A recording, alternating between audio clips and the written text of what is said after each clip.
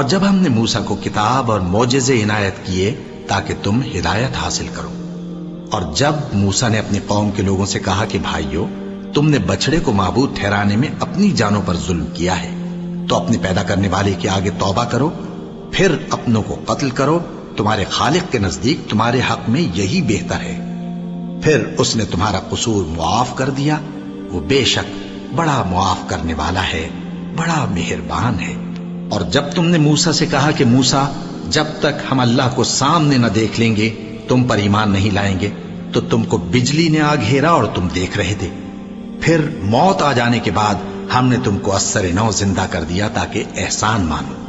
اور ہم نے بادل کا تم پر سایہ کیے رکھا اور تمہارے لیے من و سلوہ اتارتے رہے کہ جو پاکیزہ چیزیں ہم نے تم کو عطا فرمائی ہیں ان کو کھاؤ پیو، مگر تمہارے بزرگوں نے ان نعمتوں کی کچھ قدر نہ جانی، اور وہ ہمارا کچھ نہیں بگاڑتے تھے بلکہ اپنا ہی نقصان کرتے تھے۔ اور جب ہم نے ان سے کہا کہ اس گاؤں میں داخل ہو جاؤ اور اس میں جہاں سے چاہو خوب کھاؤ پیو، اور دیکھنا دروازے میں داخل ہونا سجدہ کرتے ہوئے اور حطوتن کہنا، ہم تمہارے گناہ معاف کر دیں گے اور نیکی کرنے والوں کو اور زیادہ دیں گے، تو جو ظالم تھے انہوں نے اس لفظ کو جس کا ان کو حکم دیا تھا بدل کر اس کی جگہ اور لفظ کہنا شروع کیا،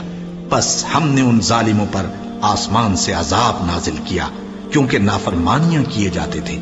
اور جب موسیٰ نے اپنی قوم کے لیے ہم سے پانی مانگا تو ہم نے کہا کہ اپنی لاٹھی پتھر پر مارو، انہوں نے لاٹھی ماری تو اس میں سے 12 چشمے پھوٹ نکلے، اور تمام لوگوں نے اپنا اپنا گھاٹ معلوم کر کے پانی پی لیا۔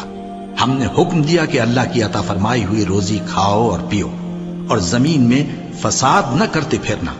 اور جب تم نے کہا کہ موسیٰ، ہم سے ایک ہی کھانے پر صبر نہیں ہو سکتا، تو اپنے پروردگار سے دعا کیجئے کہ ترکاری اور ککڑی اور گیہوں اور مسور اور پیاز وغیرہ جو نباتات زمین سے اگتی ہیں ہمارے لیے پیدا کر دے۔ انہوں نے کہا کہ عمدہ چیزیں چھوڑ کر ان کے بدلے ناقص چیزیں کیوں چاہتے ہو؟ اگر یہی چیزیں مطلوب ہیں تو کسی شہر میں جا اترو، وہاں جو مانگتے ہو مل جائے گا۔ اور آخر کار ذلت و رسوائی اور محتاجی و بے نوائی ان سے چمٹا دی گئی، اور وہ اللہ کے غضب میں گرفتار ہو گئے، یہ اس لیے کہ وہ اللہ کی آیتوں سے انکار کرتے تھے اور اس کے نبیوں کو ناحق قتل کر دیتے تھے، یعنی اس لیے کہ نافرمانی کیے جاتے اور حد سے بڑھے جاتے تھے۔ جو لوگ مسلمان ہیں یا یہودی یا عیسائی یا ستارہ پرست، یعنی کوئی شخص کسی قوم و مذہب کا ہو،